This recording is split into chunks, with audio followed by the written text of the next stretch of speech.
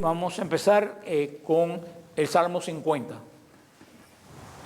En el nombre del Padre, del Hijo y del Espíritu Santo.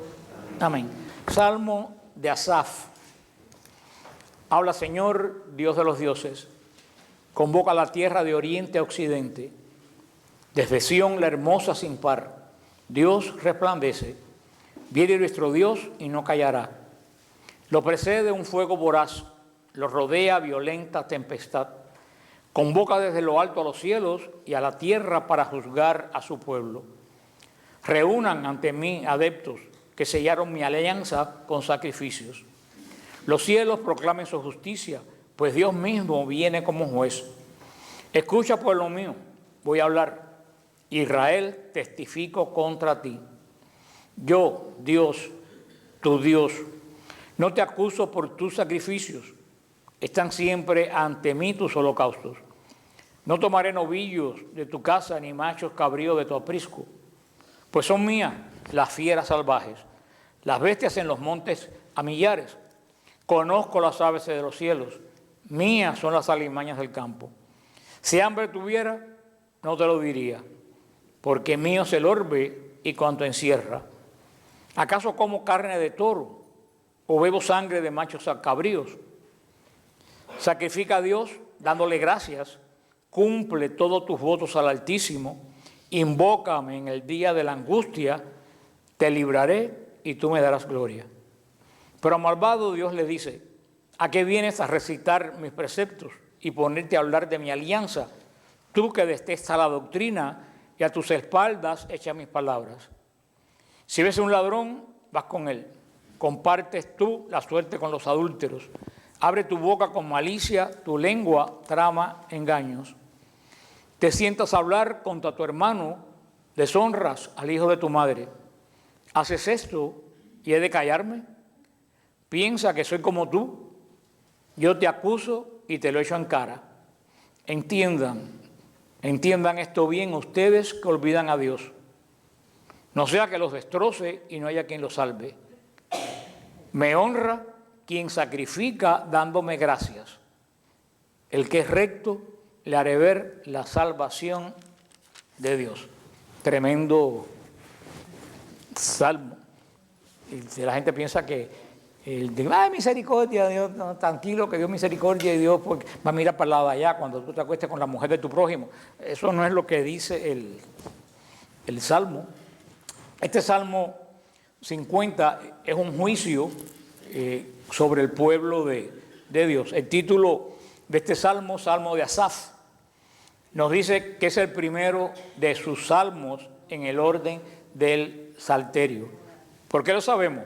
Porque Asaf fue un gran cantor y músico de la era del rey David y de Salomón. Asaf los encontramos en Primera de Crónicas, capítulo 15, del 17 al 19, en varios lugares de Crónicas. También añade Crónicas 29:30 que Asaf fue un profeta en sus composiciones musicales. O sea, que Asaf profetizaba en los salmos que componía. Un indicio nuevo que a través de la música se puede profetizar. Yo nunca lo había visto de esa forma, muy interesante para los que escriben música. Y comienza, el Dios de dioses viene a juzgar la tierra. O sea, el Dios de dioses, aquí, ¿cuáles de los nombres de Dios ustedes creen que están utilizando?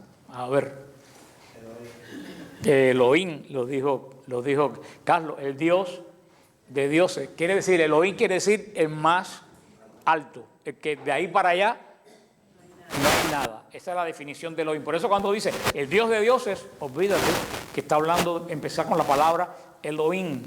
El Dios de los dioses, Yahvé. Fíjate qué interesante, ahora usa el otro nombre, el tetagrama, que estamos traduciendo como Yahvé, pero nadie sabe cómo se traducía. Dice, habla y convoca a la tierra. O sea, el salmista Asaf comenzó a referirse a Dios en términos de la máxima majestad.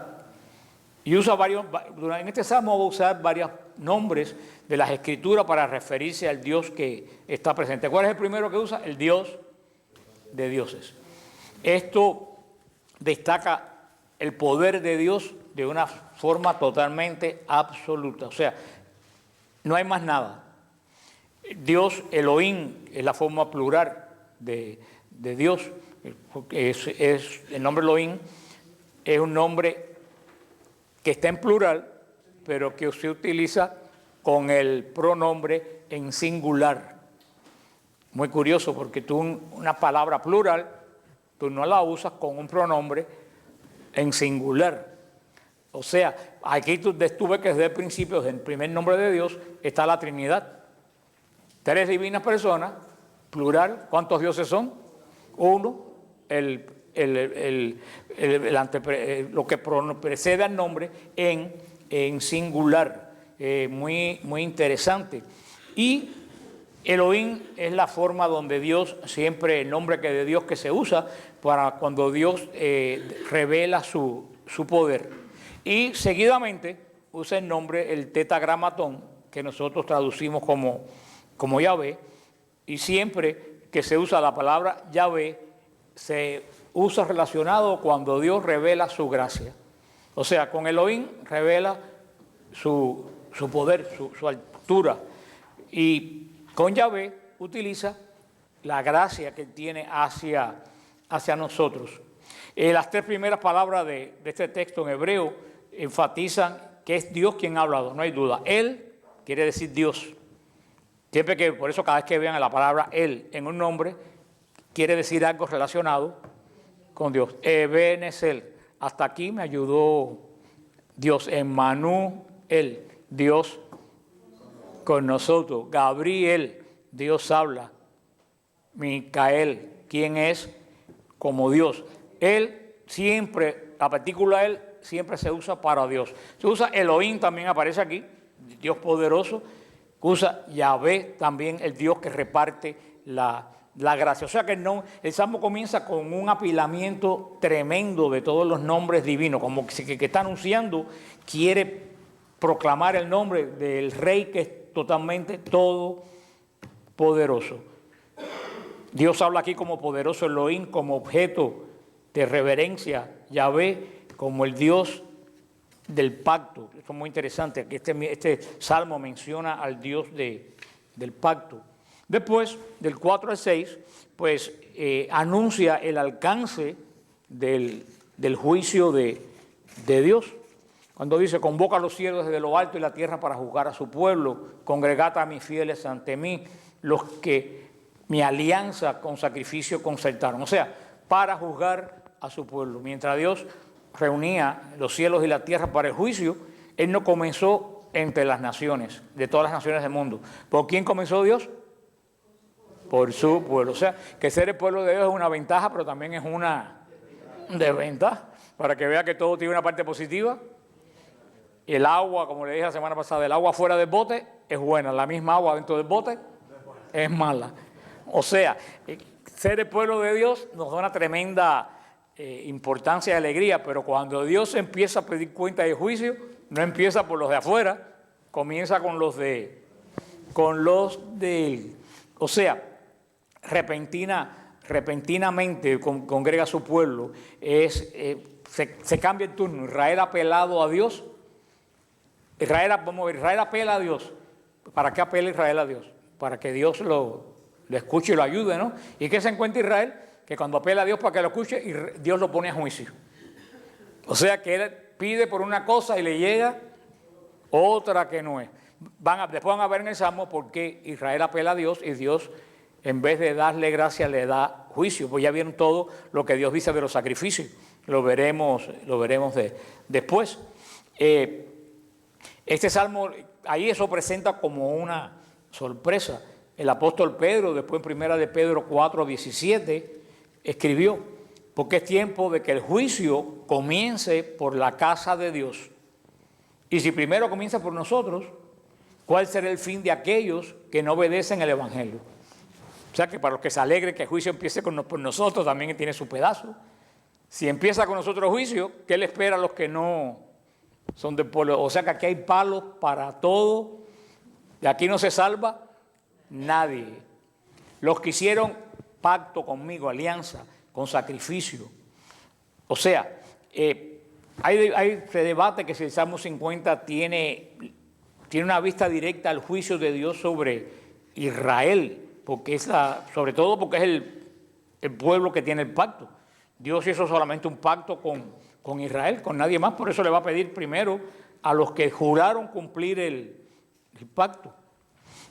Después del 7 al 15, todo esto que hablamos, hablando de los sacrificios de Israel, que tiene palabras tremendas. Dice, no es por tu sacrificio por lo que te acuso, están siempre de mí tus holocaustos. O sea, yo creo que en cierta forma Dios diría, ¿cómo me voy a olvidar de ustedes si continuamente están echando humo con animales muertos, sacrificados? O sea, yo hablaba con Jorge hoy grabando el programa que mucha gente no sabe de dónde surge el incienso. El incienso hoy en día es signo ¿de qué? De adoración. El incienso, ¿pero por qué el incienso no surge como signo de adoración?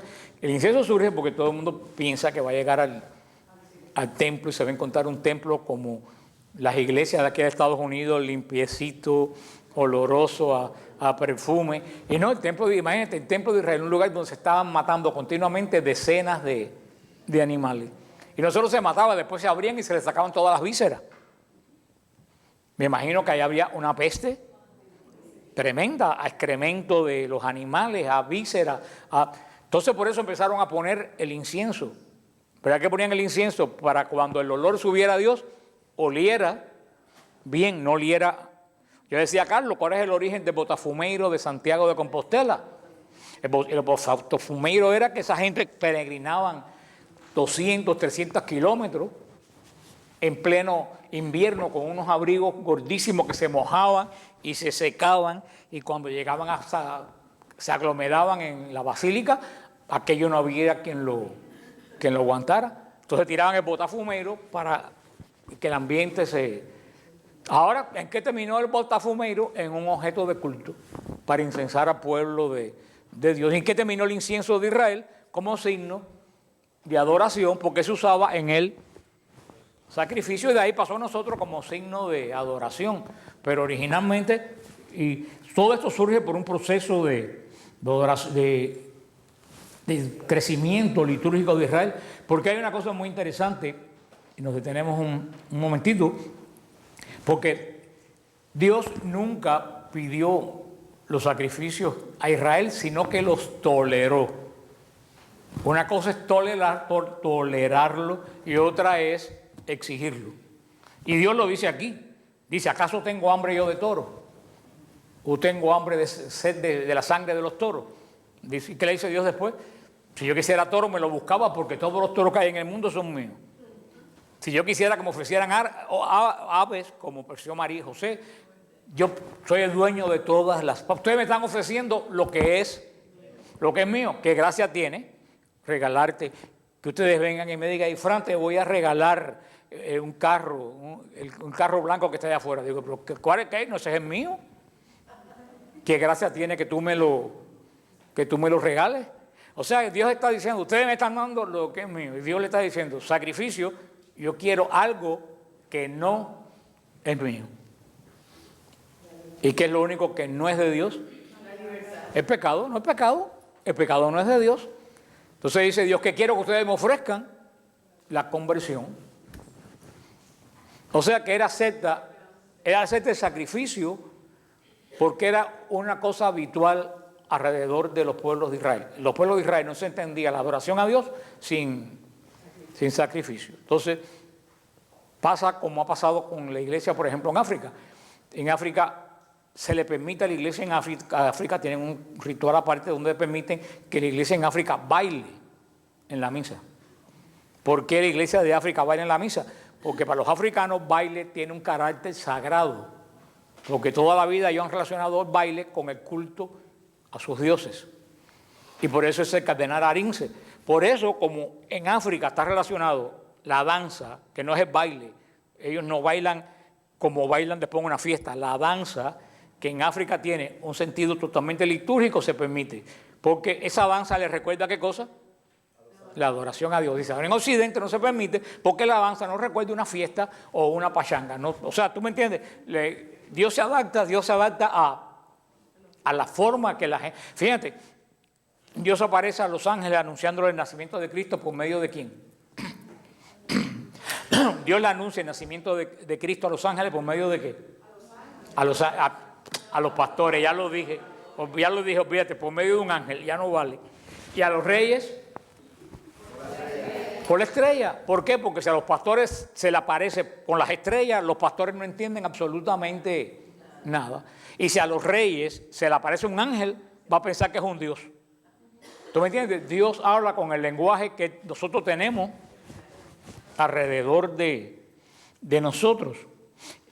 Dice, invócame en el día de la angustia, yo te libraré y tú me vas a dar gloria. Me encanta el versículo 13, es que voy a comer carne de toro. Dios está diciendo algo con mucho sentido, ¿no? Por eso comienza diciendo, oye pueblo mío y hablaré. O sea, Dios está hablando a su pueblo, no de lo que ellos esperaban. Dios no le va a decir, me encantan los sacrificios de ustedes, qué rico cuando me ofrecen 100 toros. Dios comienza diciéndole, el sacrificio de ustedes a mí me vale. Nada, eso es como va a decir Dios el Señor a través del profeta Isaías. Misericordia quiero y no sacrificio. ¿De qué vale un sacrificio si tu vida no se adapta al orden de Dios? Igualmente pasa ahora. ¿De qué te vale la misa si tu vida no se adapta al orden de Dios? Está ofreciendo lo que dice en una parte de la Escritura, está ofreciendo sacrificio impuro. Tú primero tienes que ajustar tu vida para que tu sacrificio sea agradable a... Pero también Dios le dice, no te reprendo por tu sacrificio ni por tu holocausto. O sea, Dios no reprendió a su pueblo, Él los toleró para que ellos entendieran cómo se adoraba, pero Él particularmente no estaba interesado en recibir más ofrendas de animales. Y Dios habló de una cosa que le pasa a Israel y le pasa a nosotros, caer en el ritualismo. ¿Qué cosa es ritualismo? Hacer cosas por costumbre sin que tengan un impacto en tu vida espiritual ninguna. Eso es ritualismo. Monotonía espiritual lo define Lucía, ¿no? No, muy bien, muy bien. Monotonía espiritual te está volviendo, creo que Santo Tomás de Aquino hoy te está haciendo efecto, ¿no? Te está haciendo otra Tomasa de Aquino, ¿no? Monotonía espiritual, las personas que vienen a misa y a misa y a misa y la mente de ellos está en otro lado, vienen a misa y la misa no le afecta en su vida espiritual absolutamente nada. O que rezan rosario tras rosario, pensando que mientras más rosario hacen, más le ganan a la otra vieja que está rezando los otros rosarios. Y sabe que Dios ¿qué le interesa a Dios? Tu rosario, en el sentido que el rosario nos aprovecha a nosotros. Dios lo que quiere es que con el rosario te aproveche a ti, a Dios que más le va 100 rosarios ni uno. ¿Eso para quién hace bien? Para nosotros. Y ese es el problema que mucha gente, sobre todo en la Iglesia Católica y en los protestantes también, lo que pasa es que ellos están más entretenidos porque cuando se aburren en un lado, se van para otro que apareció una locura más grande que la anteriormente en que estaban y así se entretienen, brincando de circo en circo. Y eso es lo que ha pasado en la iglesia, que algunos sacerdotes han pensado que para que no haya ritualismo, vamos a inventar cosas en la liturgia, un payaso, qué sé yo. Esa no es la solución. La solución no es entretener a la gente. La solución es que el culto que le ofrecemos a Dios tenga importancia ¿en quién? En nosotros, porque ¿qué culto necesita Dios? Él es el dueño de todo. ¿Qué incienso? Si el incienso es de Él. Él lo que quiere cuando pongamos ese incienso, ¿en quién repercuta? En nosotros, que en ese momento sepamos que por el incienso nos avisa que estamos adorando, que estamos ofreciendo a Dios algo que huele bien. Porque muchas veces ofrecemos, pasaba como en Israel y como en Santiago de Compostela, ofrecemos a Dios cosas que huelen mal. Y Dios nos dice, yo no quiero cosas que huelan mal, yo quiero cosas que huelan bien. Y lo que decía alguien que estaba leyendo aquí, que el ritualismo se convierte en confianza. Voy y lo hago, estoy bien porque lo hago y lo hago y lo hago, entonces estoy bien, lo hago y lo hago y lo hago y lo hago y lo hago. Y estoy... Yo cuando he leído novelas españolas y de Benito Pérez Galdós y todo eso, y antiguamente en España, como habían tantas misas, y eso era el origen de los altares que hay en las iglesias a los lados. Ustedes han visto muchas iglesias antiguas. ¿Por qué? Porque había tan exceso en todos lados de sacerdotes que muchos sacerdotes no tenían parroquia, vivían en sus casas. Entonces, que iban a la parroquia a celebrar misas que le encargaban la gente y con eso sobrevivían. Por eso a veces que habían 3 misas andando porque a veces que la misa en ese momento era en silencio, el sacerdote solamente lo decía en silencio. Habían 3 o 4 misas andando. Y por eso es esa multitud de... Pero entonces la gente pensaba que mientras más misa oyera, mejor. Entonces las misas duraban 20 minutos, oían 4 misas de 20 minutos. Pero uno dice, bueno, ¿y de qué aprovecha? ¿De qué aprovecha 5 misas de 20 minutos? No aprovecha absolutamente de nada. Estar oyendo la misma lectura y con tu mente, porque a la segunda ya la mente se te fue para otro lado. Eso es que el ritualismo lleva con una falsa confianza. Como Dios le dice, si yo tuviera hambre, ¿por qué? Porque los paganos consideraban que los banquetes, la comida era para los dioses, que los dioses se la comían. Como los santeros hoy en día piensan que le ponen vino a Santa Bárbara y frutas a quien yo no sé quién, un tabaco a San Lázaro, como si San Lázaro se fuera a fumar un tabaco. Eso mismo, esa gente pagana piensa que lo que ellos ponen, los dioses, se lo comen y vienen los dioses a ese lugar porque le pusieron algo sabroso. Por eso que el Señor dice, yo no necesito comida para ir donde están. Yo no quiero ninguna cosa de esas que ustedes me están ofreciendo. Lo hago para que les sirva bien a ustedes. Y después se dice del 16 al 21, reprende la desobediencia hacia los mandamientos de la alianza. Cuando dice, ¿qué tienes tú que recitar mis preceptos y tomar en tu boca mi alianza? Tú que detestas mi doctrina.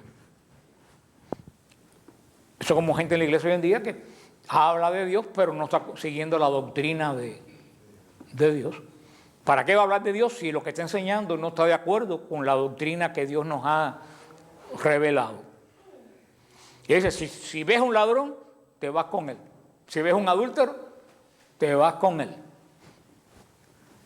¿Eso qué origen tiene? Eso de irnos atrás de lo malo. La concupiscencia, que no es una vieja vecina de Elsie. La concupiscencia que tanto hablamos, que ya no se habla. La concupiscencia hace que la gente tienda a irse detrás de ¿qué? De lo malo. No de lo bueno. Y eso es lo todo eso que el Señor dice aquí, nos viene a nosotros al dedo. Dice, tú corrías con él. O sea, hay gente que corre a través del mal y después pues viene a misa tan campante, a lo mejor hasta coge y se levanta y comulga sin haber confesado. Y le dice en un momento de esto del 16 al 21, pensabas de cierto que sería yo como tú. Yo creo que el pecado más grande que se puede cometer es perder de vista la santidad de Dios. La idea principal del concepto de santo, ¿cuál es la idea principal detrás de ese concepto? Separación, apartarte. Santo quiere decir separado, apartado. Y esta gente, en vez de apartarse, ¿qué es lo que hacen? Corren detrás de todo lo malo. Y después piensan que Dios lo aprueba. Porque hay que tener misericordia y no juzgar. Tú sabes, tú estás pensando entonces que Dios es como tú. Estás pensando que Dios, y es lo que le dice Dios desde ese momento, tú pensabas de cierto que yo era como tú. Y ese es tu gran problema. Porque la misericordia de Dios no es la misericordia que hoy en día mucha gente predica. Y se lo he dicho 1.000.000 de veces, que es la misericordia que predica. ¿Estás en adulterio? Bueno, pues entonces yo voy a mirar para el lado de acá para no juzgar. Esa no es la misericordia de Dios. ¿Cuál es la misericordia de Dios? Tú estás en adulterio, el Señor no te mata hoy en día, te está dando chance. ¿Y chance para qué? ¿Para que sigas así? No para que te conviertas. Porque la adúltera, ¿sí? Yo digo, yo no te juzgo, pero ¿qué le dijo después? No lo vuelvas a hacer, porque la próxima vez yo no voy a estar aquí para parar a esta gente. Pero hoy en día la gente usa la adúltera sin la segunda parte. Jesús no condenó la adúltera. Y ahí se quedan porque cada cual usa el evangelio como bien le viene. Por eso es uno de los grandes pecados de Israel y de nosotros. Perder de vista, ¿qué cosa? La santidad de Dios. Olvidarnos que Dios es santo, que Dios no transige absolutamente con nada malo. Y dice también, yo he callado. Y yo le he dicho otras veces, el silencio de Dios es peor que cuando habla. Cuando Dios se calla, prepárate. Cuando Dios se calla es que se harta, hablando humanamente hasta aquí, de nosotros. Y lo que viene después.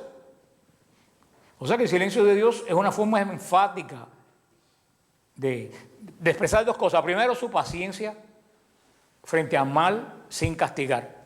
Y también, por último, que llegó un momento que Dios se harta hablando humanamente. O sea que de cierta forma el silencio de Dios muchas veces es la misericordia de Dios. Debía caerte un rayo, pero me voy a callar la boca, voy a esperar una semana más a ver cómo va la cosa. En vez de ahora, como todas las veces que ustedes dicen a los hijos, mira, mejor que ¿qué? No, mejor que me calle. ¿Cuántas veces nos han dicho, mira, cuando alguien te dice mejor que me calle, es que tiene ganas de destrozarte? Y entonces, ¿por qué obtiene? Por callarse la boca. Y del 22 al 23, que es la conclusión, es la urgencia que debemos tener en ponernos bien con Dios. Cuando dice, entended esto bien lo que olvidáis a Dios, no sea que yo arrebate y no haya quien libre. El que ofrece sacrificios de acción de gracia me da gloria. Al hombre recto le mostraré la salvación. Mira qué interesante. El que ofrezca qué tipo de sacrificio? De acción. Vuelvo a repetir. Dios dice que el único sacrificio que acepta, aquí lo está diciendo, ¿qué sacrificio es? La misa. ¿Y qué cosa es la Eucaristía? Un sacrificio de acción, de gracia. Eso es lo que quiere decir, antes que llamarse Eucaristía, los primeros siglos de la iglesia, la misa se llamaba la acción de gracia. O sea, Cristo, y lo dicen los sabios de Israel, que todos los sacrificios se van a acabar, menos el de acción de gracia, porque siempre hay que darle gracias a Dios. Ellos van a decirle, no, los sacrificios no se van a acabar, los sacrificios se acabaron. Y el único sacrificio que quedó para la nueva alianza, ¿cuál fue? El de acción de gracia. Dice, el que sacrifica. O sea, ese que ofrece una acción de gracia. Pero tiene que ser una acción de gracia pura, porque Dios no acepta sacrificios impuros. Y eso proviene de Israel. Cuando la gente iba a ofrecer el sacrificio, tenía primero que lavarse las manos, porque tú no podías con manos sucias tocar lo que tú le vas a ofrecer a Dios. Y por eso que dice, Dios, no ofrezcas tu sacrificio. Cuando vamos a misa y somos unos sinvergüenza, y llevamos una vida sinvergüenza, ¿con qué mano estamos ofreciendo a Dios el sacrificio de Cristo? Sucia. Y fíjate que hay una cosa que hay que diferenciar. Una cosa puede ser que uno caiga en un pecado. Eso nadie va a estar exento. El que diga aquí que esta semana no va a caer en pecado, pues abrimos un hueco para que suba con más facilidad a los cielos. Pero aquí lo que está diciendo es personas que se habitúan a vivir en pecado. O sea, una cosa es que un día, no estoy diciendo que robar sea bueno para que después no terminen. Que no sea que un día tú cojas y robes porque el demonio te tentó o porque tenías una situación, a que todos los días tu vida sea ver como robo. Eso no quiere decir que un día porque alguien te tentó, mujer o hombre, porque lo hacía muy bien, qué sé yo, porque ese día las hormonas tuyas andaban por yo no sé dónde, y caes en adulterio, un día. Eso es una cosa diferente a vivir en una vida de adulterio. ¿Usted me entiende lo que yo le digo? Que lo que es ofrenda impura no es algo que te pasa puntualmente, es personas que viven consecutivamente en un mismo patrón de pecado y vienen a la iglesia como si... ¿Y para cómo ya ni van a la confesión? Porque me dicen, ¿para qué si siempre confieso lo mismo? Digo, bueno, cuando tengas catarro otra vez no vayas al médico porque siempre te da el mismo catarro. Con eso terminamos este salmo, que yo encuentro el Salmo 50 tiene cantidad de enseñanza. Y que fíjate que le sirvió a Israel y nos sirve a nosotros. Y vamos por uno de los salmos que más me gusta a mí después del Salmo 23, que es el Salmo 51, conocido como el Miserere, porque comienza con la palabra Miserere mei Deu, secundum magnam misericordiam tuam. Misericordia, Señor, como por tu inmensa misericordia. Y dice, comienza así el Salmo 51, de maestro de coro, Salmo de David. Ya sabemos que no es de Coré, que no es de Asaf, es de David. Y aclara, cuando el profeta Natán lo visitó, después de haberse unido aquel a Betsabé. Aunque dice piedad, yo voy a decir misericordia, que es la forma que yo siempre lo he oído, me gusta decirlo. Misericordia, oh Dios, por tu bondad, por tu inmensa compasión, borra mi culpa. Estoy leyéndolo como yo lo sé, no me gusta como está escrito aquí. Lávame a fondo de mi culpa, purifícame de mi pecado, pues yo reconozco mi delito, mi pecado está siempre ante mí.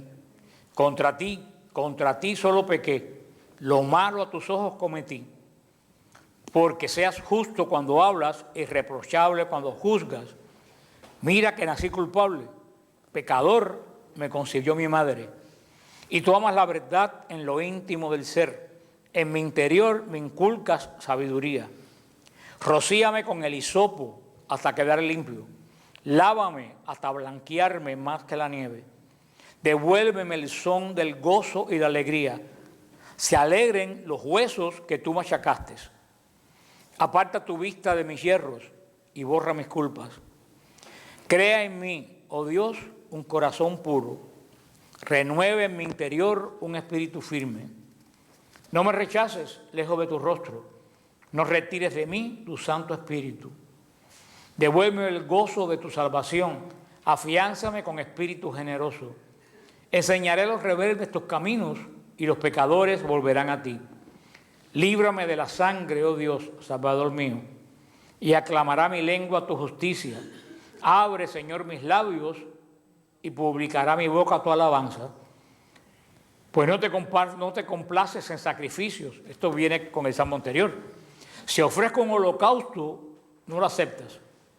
Dios quiere el sacrificio de un espíritu contrito, un corazón contrito y humillado. Dios no lo desprecia. Sé benévolo y favorece a Sión. Reconstruye los muros de Jerusalén. Entonces te agradarán los sacrificios legítimos, holocaustos y oblaciones enteras. Entonces se ofrecerán novillos en tu altar. Este es el salmo por excelencia de la Cuaresma. Este es el salmo con que comienza el miércoles de ceniza la Cuaresma y se usa un salmo totalmente de penitencia. Es el salmo por excelencia de penitencia y surge de una de las experiencias que cambió el corazón de David, más que reinado, más que lo escogiera Dios como rey y que despreciara a Saúl, surgió del pecado de él con Betsabé. Porque siempre hemos dicho que un pecado lleva a otro. No hay pecado que se quede solo. Siempre un pecado se va relacionando con como que se buscan. Y el pecado de él desear a Betsabé, ¿a qué llevó? A la muerte de Urías.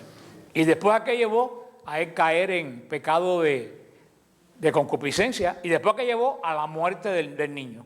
Fíjate tú cuántos pecados que empezó por un simple vistazo que echó cuando la loca aquella se estaba bañando en la azotea. Una cosa tan simple, hay que tener cuidado con lo que uno hace. Una cosa simple puede llevar una consecuencia de pecado a alguien. ¿Qué iba a saber Betsabé? Que lo que ella estaba haciendo iba a provocar un salmo que hasta el día de hoy llegó. O sea que a lo mejor yo pienso que ella lo hizo por inocencia, porque si no Dios no lo hubiera perdonado, que ella lo hizo por inconsciencia y David cayó por estar mirando por donde no debía. Fíjate, como el primer pecado. ¿Por dónde entra el pecado? Por la vista. Eva cayó por la vista, por mirar la fruta y ver que la fruta era buena. David cayó por la vista. Por eso, que por la vista entra el pecado y por el oír entra la salvación. Mira tú qué interesante. Estos eventos son totalmente dolorosos en la vida de David, que nunca lo olvidó. ¿Y dónde lo encontramos? Para los que lo quieran buscar después, Segunda de Samuel, capítulo 11 y 12. Este salmo lo recitó Santo Tomás Moro, cuando fue al cadalso que el rey Enrique VIII lo mandó a matar. Pues Tomás Moro rezó este salmo en el camino al Calvario. La primera parte, pecado confesado y perdón pedido. La primera parte, como ya vimos, es un clamor a la misericordia de Dios.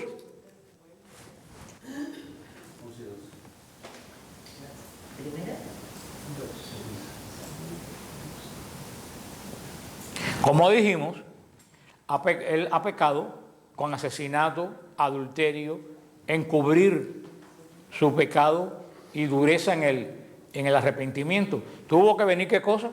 La confrontación del profeta Natán para sacudir a David. Entonces, ¿qué le dijo Natán? Un hombre tenía una ovejita y el otro tenía 100. El que tenía 100 se encaprichó en la ovejita del que tenía uno, se la quitó y lo mandó a matar. ¿Y qué dijo David? ¿Dónde está ese hombre que lo voy a meter en la cárcel? ¿Y qué dijo Natán? Ese hombre eres tú. Hay que tener, ¿qué le hubieran dicho mucha gente de la corte? Natán no se hace en juicio.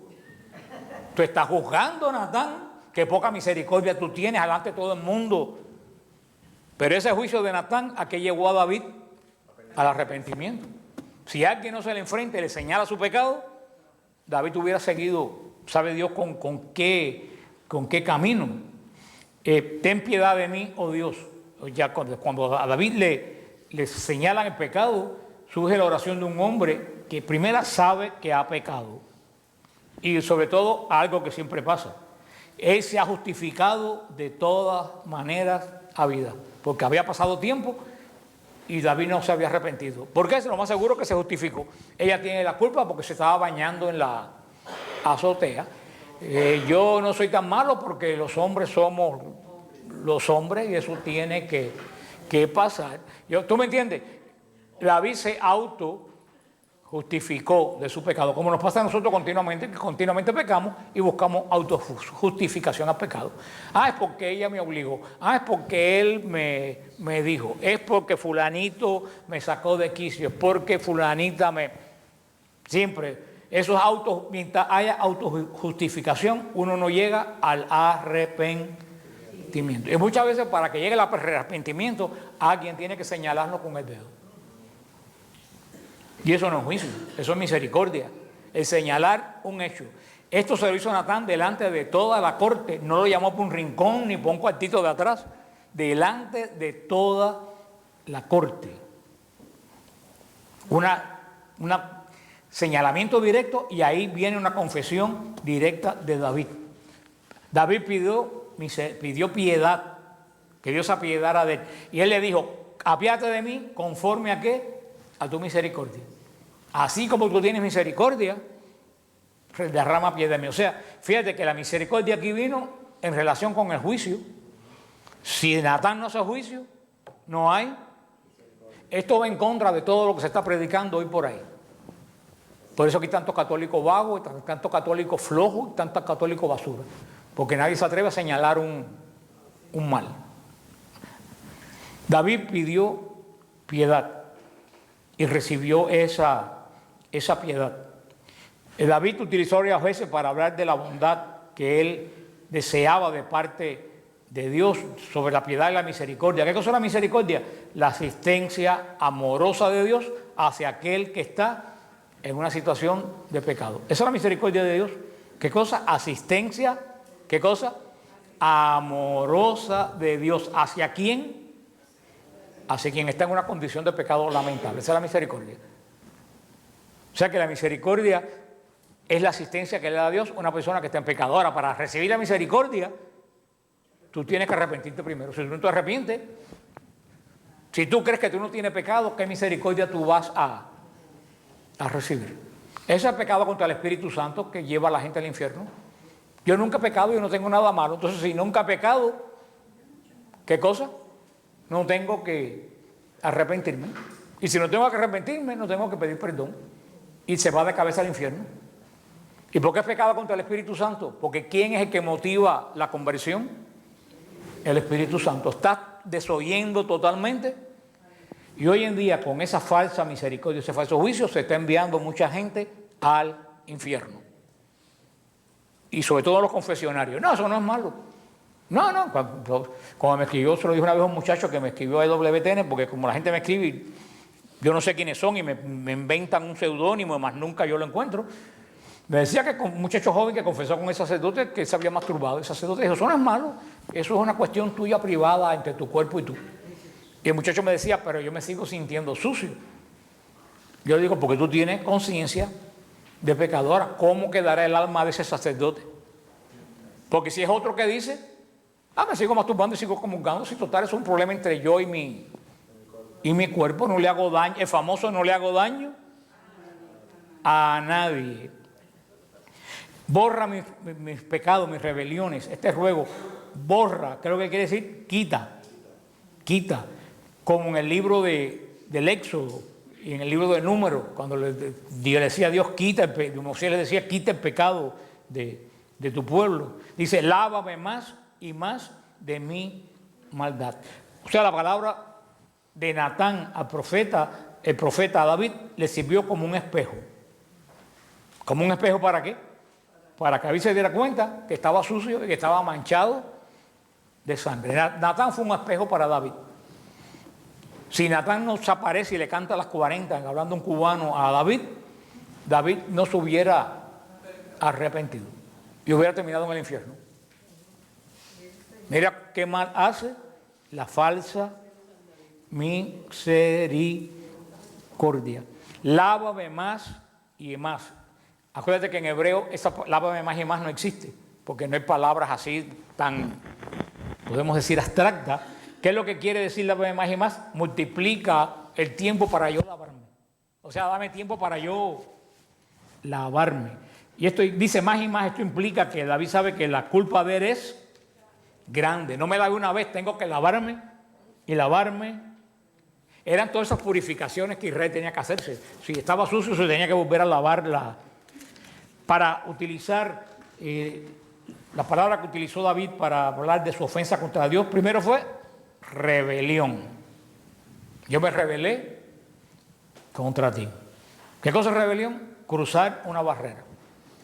Hay un límite que tú tienes que llegar hasta aquí. Cuando tú sabes que de aquí para allá, tú no puedes cruzar. Porque hay un abismo, porque hay cocodrilo, qué sé yo. Porque alguien puso la ley que no puedes brincar para allá porque hay cocodrilo en el lago. Y tú te tiras, después te llevan un brazo o un pie. ¿Por qué? ¿Por qué ponen esas advertencias? Para que la culpa no sea del dueño de la propiedad, para que la culpa sea del imbécil que no siguió los lineamientos. Por eso dice, rebelión es cruzar la línea por un lugar que tú no debes, y no por capricho, sino porque te están avisando que del otro lado no debes cruzar porque hay problemas. Segundo, maldad. David se rebeló, cruzó la línea, maldad. Maldad es la persona que tiene totalmente conciencia de que lo que está haciendo está torcido o que es perversión. Y pecado. Pecado tiene la idea de que te quedaste corto.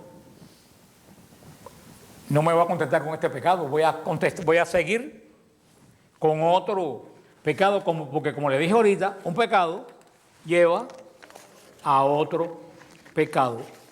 Entonces vemos aquí David, confesión abierta de pecado. Yo reconozco mis pecados. El primer paso para que Dios te perdone, uno tiene que reconocerse pecado. Y para eso el examen de conciencia es la confesión. Uno hace el examen de conciencia para reconocerse pecador. ¿Y por qué tú se lo tienes que decir los pecados del sacerdote? Porque el sacerdote es chismoso. No, porque como dice el padre Rafael,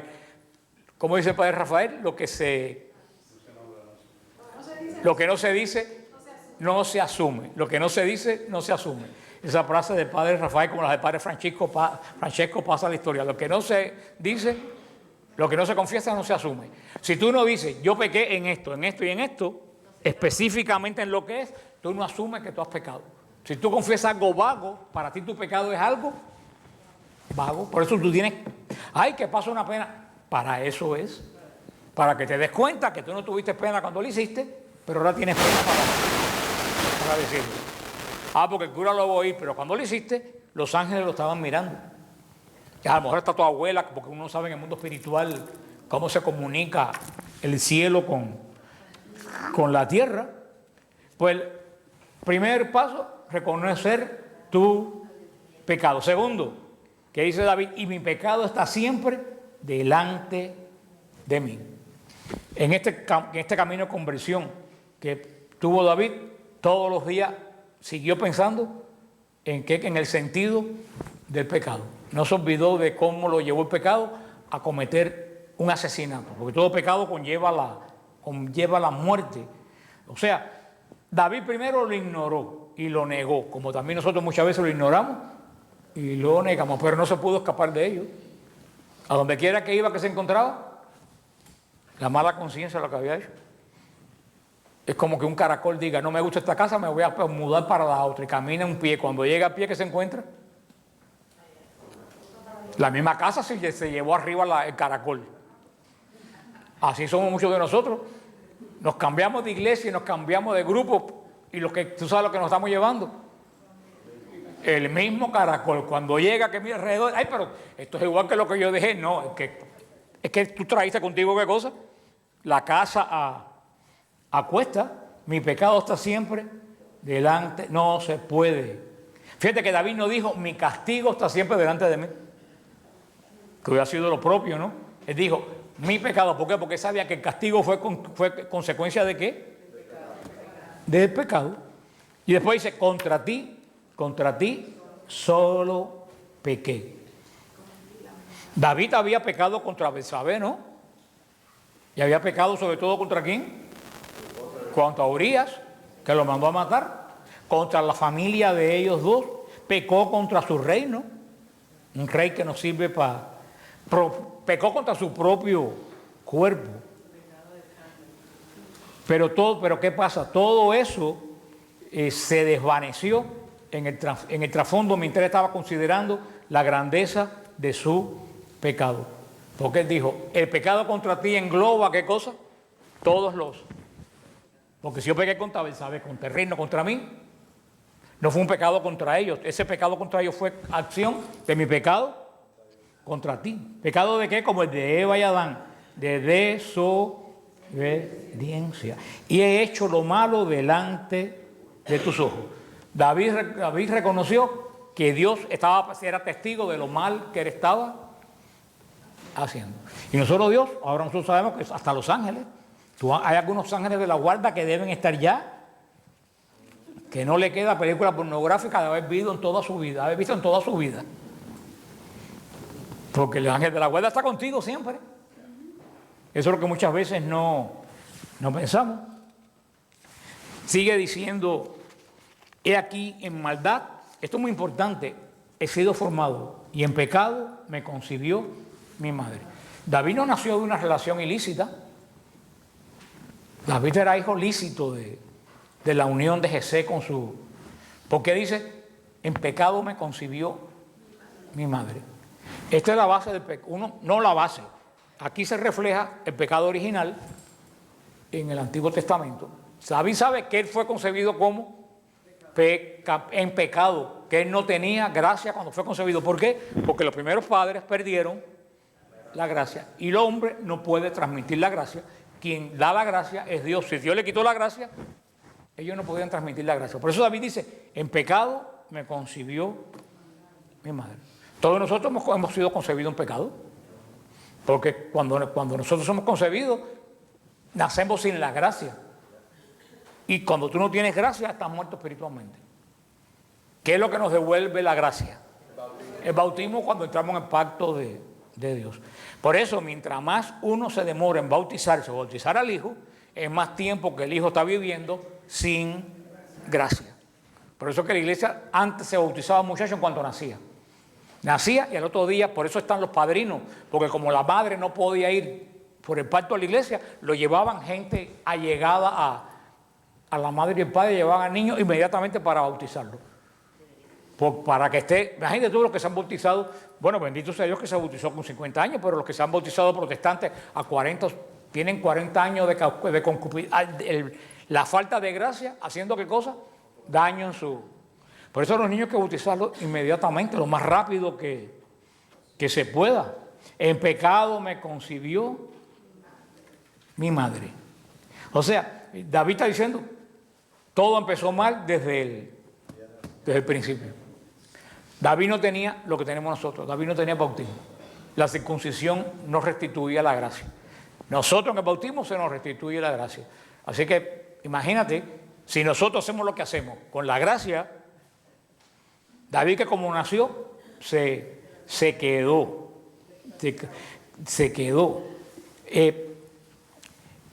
Entonces ya la última parte comienza con oración de restauración. Dice, purifícame con el hisopo y seguiré limpio como la nieve. ¿Qué cosa es el hisopo? El hisopo es una planta. El hisopo es una planta que se cultiva en Egipto y en el Medio Oriente. Es como un palo que arriba tiene como mucha pelusa. ¿Y con qué se hacía con el hisopo? Con el hisopo se regaba en la puerta de la casa la sangre del cordero el día de la Pascua. Era la señal que se ponía para que no fuera marcada con la muerte. Y después también se usaba el hisopo cuando los sacerdotes en el templo echaban el agua purificadora sobre la gente. Ustedes saben que los sacerdotes rociaban a la gente igual que en la iglesia católica, con agua. Nadie sabe eso. Todos los ritos de la iglesia vienen del Antiguo Testamento. Aquí no hay nada pagano. Pagano tienen lo de las otras iglesias. El cura va con una... Claro, ya muchos curas no andan con un manojo de hierba porque van a terminar diciendo que está haciendo un despojo. Por eso ahora es una cosa de metal que se llena de agua y por eso a eso se le llama hisopo. Ahora ustedes saben por qué se le llama hisopo, porque eso sustituyó a la planta de hisopo. Por eso, como el hisopo se usaba para aplicar la sangre del cordero y se usaba para rociar lo que se llamaba en Israel el agua purificadora, que nosotros le decimos el agua bendita. Por eso que dice David se dio cuenta con esto que él solo no se podía limpiar. Dice, rocíame. Él sabía que otro tenía que limpiarlo, que purificarlo. Lávame y seré más blanco que la nieve. David sabía que la purificación única que nos quita todo pecado es la purificación que viene de Dios. No podemos hacer nada. Nosotros, por mucho que hagamos, nunca podemos llegar a la purificación que nos da Dios. Y de ahí, ¿qué es lo que viene? Hazme oír el gozo y la alegría. O sea, cuando tus pecados te son perdonados, la persona entra en gozo. Y ya para terminar, porque nos pasamos por este salmo muy importante, dice David, crea en mí, oh Dios, un corazón puro, un espíritu firme. En todo este tiempo, sin confesar el pecado de David, David lo que hizo sentirse fue en una miseria espiritual, como la gente que está en pecado. Es que lo que quería David, tener el gozo que él tenía antes de encontrarse con Betsabé. Entonces lo que dice, y entonces enseñaré a los transgresores tus caminos. O sea, una persona que está en pecado no puede predicarle a otra persona sobre su pecado, como algunos casos que yo sé de la iglesia. Que hay gente que están en pecado y están enseñando a los demás. El padre James Martin. Y no solo eso, cuánta gente va a dar charlas de matrimonio y cuando llega a la casa se tiran los cacharros marido con la mujer y después están dando charlas de matrimonio. Eso pasa. Dice David, quiero que me quites todo pecado. ¿Para qué? Para yo poder enseñar a otros. Nadie enseña mejor a alguien que está en pecado, a alguien que estuvo en... Por eso esos grupos, Nuevo Caminar y Nueva Vida, nadie enseña mejor a un adicto, a un borracho, como que estuvo en la adicción y sabe a dónde lo llevó la adicción. Dice, entonces mi lengua cantará tu justicia. David sabía que con la culpa liquidada podía de nuevo alabar a Dios. Después dice lo que hablamos ya, tú no quieres sacrificio. ¿Qué es lo que tú quieres? Un corazón limpio. Es lo que tú quieres, un espíritu quebrantado. ¿Qué es un espíritu quebrantado? Alguien que sabe que ha pecado y está arrepentido. ¿Y qué lo dice lo último? Edifica los muros de Jerusalén. Entonces vamos a dar sacrificios. ¿Se acuerda que cuando Jerusalén estaba sin muros, que todo estaba desolado, no se daba sacrificio a Dios? ¿Por qué no se da? Porque Jerusalén era desolada casi siempre por sus pecados. Cuando volvía la bondad de Dios a Jerusalén, reedificaban el templo, las murallas, y volvían a darle alabanza a Dios, porque el templo, mientras estaba destruido, estaba impuro, no se podía dar sacrificio a Dios. Esto es un hermoso salmo ahora que viene la cuaresma, para pensar y para...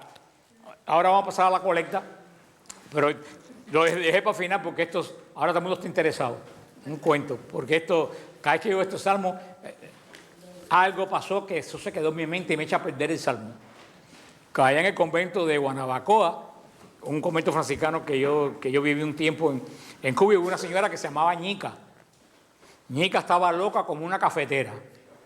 Estaba loca de verdad, no es que hacía cosas raras, estaba perturbada, pero Ñica era capaz de destruirle una liturgia a Pío X. Cuando Ñica entraba por la puerta, la gente decía, se acabó. La misa se acabó lo que fuera, porque cualquier cosa podía. Y un miércoles de ceniza estábamos cantando misericordia, ¿por qué pecado contra ti? Y se paró Ñica y dijo, me voy porque eso fue lo mismo que hoy el año pasado. Aquella iglesia se vino abajo. Tú te imaginas pararse en el medio del salmo y decir, me voy porque eso es lo mismo del año. Pero tú ves que no estaba tan loca. Había en el monasterio un padre, se llamaba el padre Narváez, que él había sido capitán de los ejércitos de Franco. Imagínense ustedes, ese viejo era batuta y Constitución. Y por algún motivo, Ñica se desenfrenaba cuando el padre Narváez estaba dando, hasta el punto que el padre Narváez un día le tiró el misal romano desde el altar, se lo tiró a Ñica. Y más porque aquello era... Y el día de funeral del padre Narváez, ¿quién se aparece? Nosotros dijimos, no la deja descansar ni muerto, aquí se va a formar. Ñica se sentó y fue un encanto todo el funeral. Y después fuimos y le preguntamos, chicas, ¿por qué? Si ya no me puedo oír. O sea que no estaba tan loca. Ella lo mortificaba cuando él lo podía. Me dijo, total, si ya no me puede oír, ¿para qué lo voy a...?